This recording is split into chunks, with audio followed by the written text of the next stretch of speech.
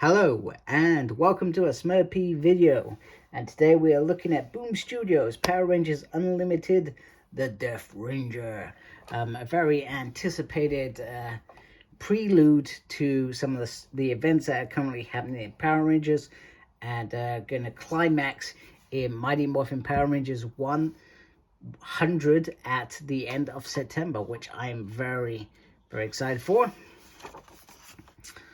So let me just get my camera angles right, move some crap out of the way, which I think you would think a reviewer would do before. No, not me. I do things ridiculously bonkers. So this is written by Paul Allor, and I think the only time that I'm remembering the work that I've read of Paul's is in Clue, based on Clueless, and I actually really enjoyed that.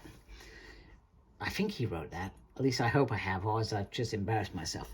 Illustrations are by Kath Lobo, Anna Kowalski, Sandra. I apologize if I said that incorrectly. And the next name. Colors are by Fabi Magus and Sarah Antoninella. Oh my goodness, that was ridiculous. And assistance by Sharon Mourinho. And Ed is always, as always, is on the letters, which is great. And I've got to apologize because I'm pretty sure that I said those last names completely wrong. I hate saying names wrong. So we begin our tale with Zane and Andros getting a story about the dead ranger. And it's a little bit ironic because they you get Andros saying, imagine being able to raise the dead. And then you get Zane, imagine being raised from the dead. Well, Andros goes and finds the Death Ranger in the future. And he brings Zane sort of back from the dead in a weird way. So the story begins in the past, very long time ago.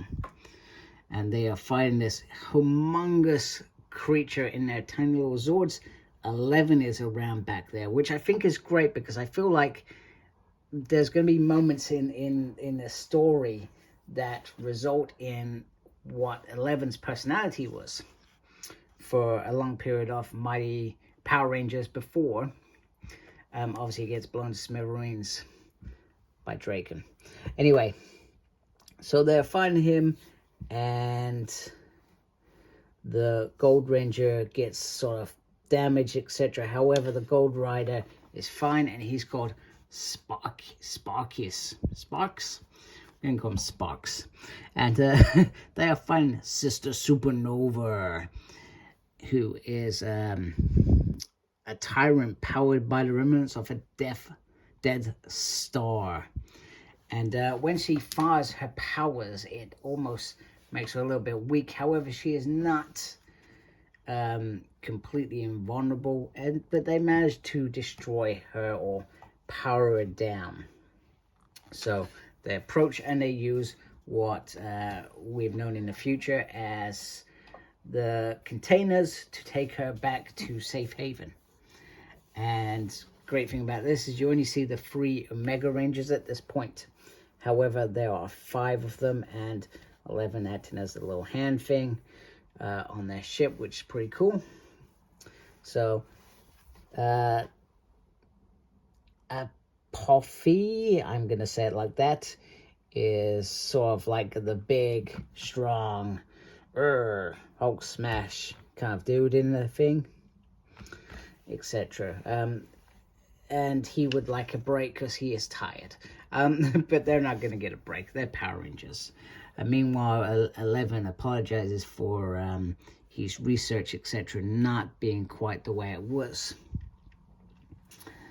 So they're going to try and look at that and see if they can do better. Spark, however, is struggling. He's struggling because he's part of a collective called the Legacy.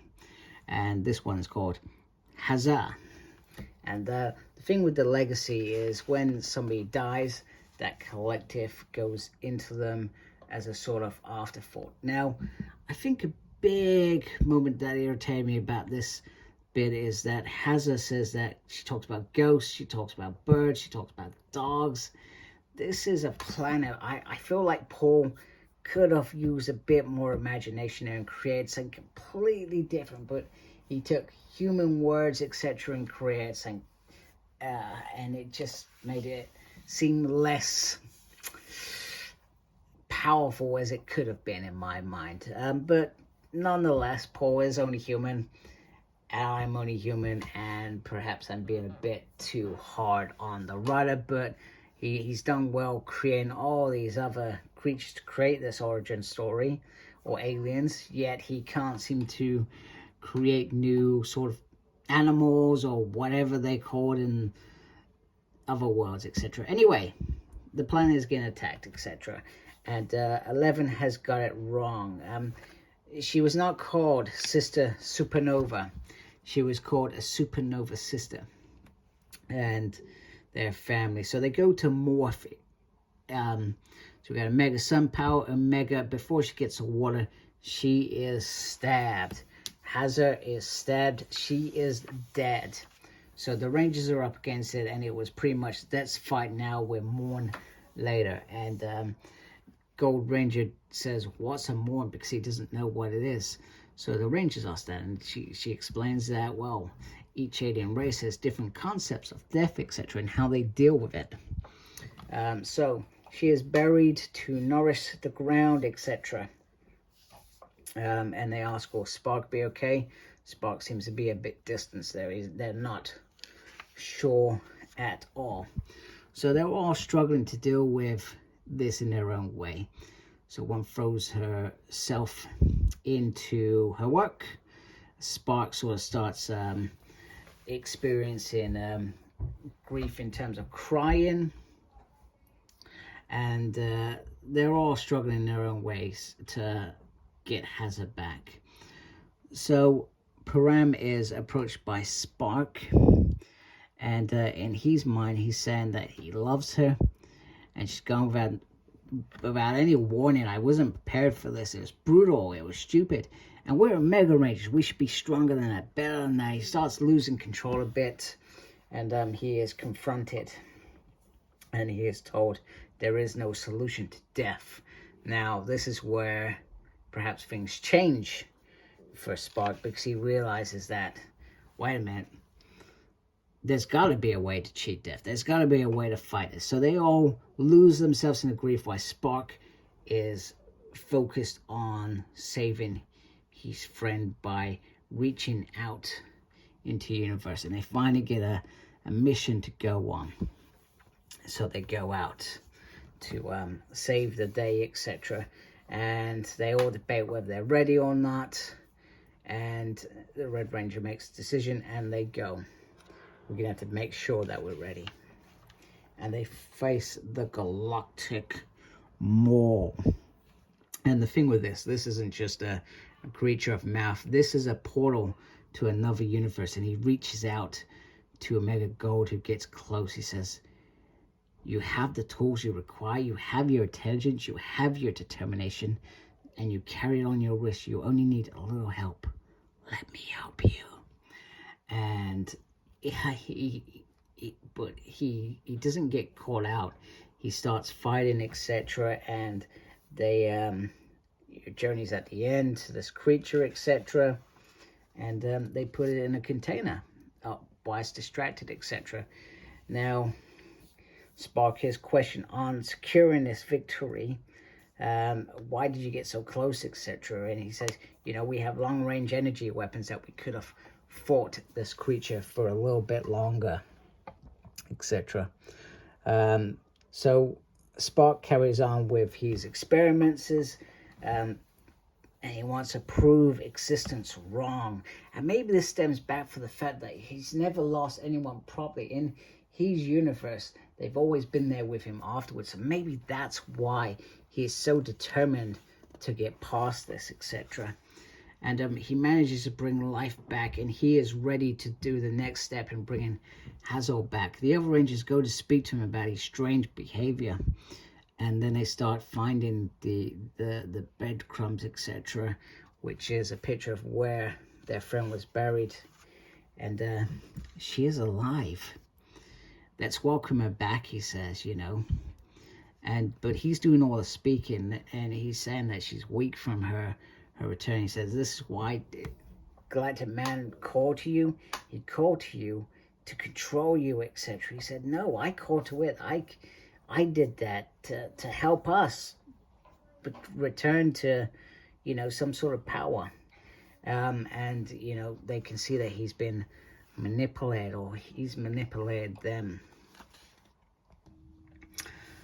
So Spark doesn't understand why everybody has an issue. He's brought his friend back to life, the alien he loves, and he doesn't understand it. And the leader, the Red Omega Ranger, who's been very minimal in this comic, wants him to come back and be locked away till they figure it out. So, however, I've forgotten his name, Opari does not agree with that. He said we should treat this as a threat, because that's what he is, a threat. However, Hazel, who is being controlled, steps in to their realization of what is going on. And this is the moment where you realize Gold Omega Ranger and his morpher are dangerous.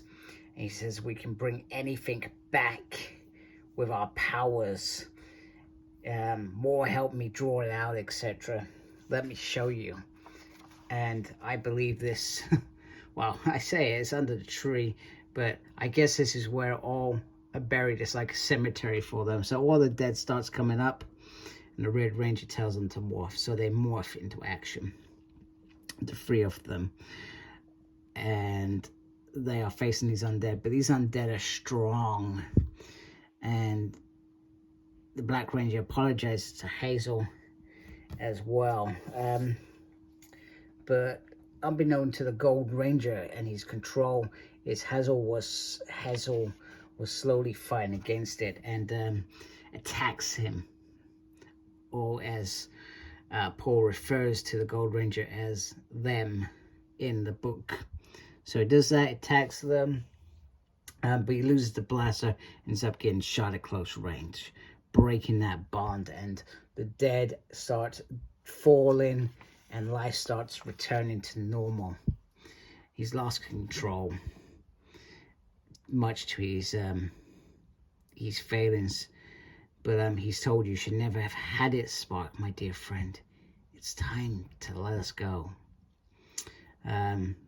She's dead. She's gone. He kind of said that he tries to find the Black Ranger.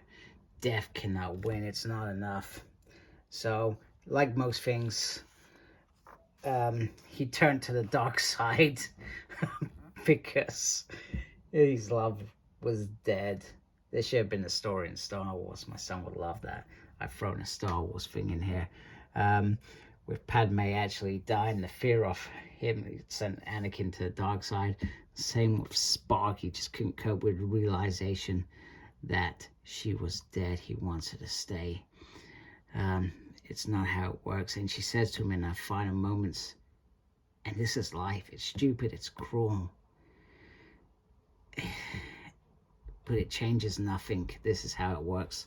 So he loses his crap, and he tries reaching out to the legacy. However, he can't reach out. So he ends up going into his morpher and preserving them for life. So it talks about 11 in terms of distancing itself from the rest of the Ranger because it cannot deal with his own failings in what happened. Because if he had realized those first calculations, they may not have ended up with Hazel's death, which sent it all down this road. Andros in that talk about what happened, etc. We learned that Hazel was eventually replaced by a new Blue Ranger, and so forth and so forth. As the Omega Rangers eventually die, more Omega Rangers come up, and they talk about what happened to the Morpher. So this is the bit that is pivotal. Andros's journey is he is told that the Morpher is stored away to keep Spark safe, because even though they wanted to free him or them to release into and try and redeem, it just never happened.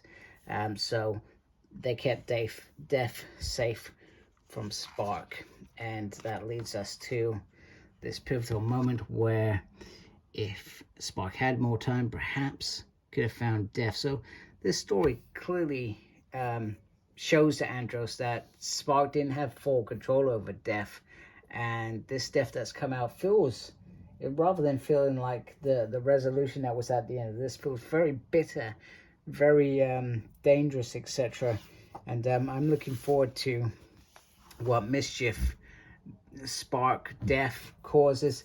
And it's always the same. It's always a bitter young person that they throw into the fray of becoming a villain. So it's great, you know, that we now have Death Ranger, and I'm looking forward to how that pans out in issue 100. I thought this was a cool one-shot, a cool origin story. There was action, there was character development, but once again, the rapport with these characters is not there at all, because it's the first time reading them. Sorry, and not my my camera sensor. So I feel like perhaps they could have filled this in over several Mighty Morphin or Power Ranger issues. They could have filled in little drips and drabs, etc., of the story, even if it was just showing Andros getting like one page. So do you know when Necessarily Evil was being shown to us by Ron Parrott? He did 1,000 Years in the Past. He would show like a 2-pager or a 3-pager. They could have done something like that that would have built this up, so that when we did read this story of these Omega Rangers, we perhaps already had some sort of connection to them, whereas at the moment I've read it and the connection is not there. Anyway, hope you like my video. If you do, please subscribe to my channel. Really appreciate that. Make sure you look after yourself. Very important these days. Thank you to those that are already subscribed. And as always, embrace the geekiness. Take care. Goodbye.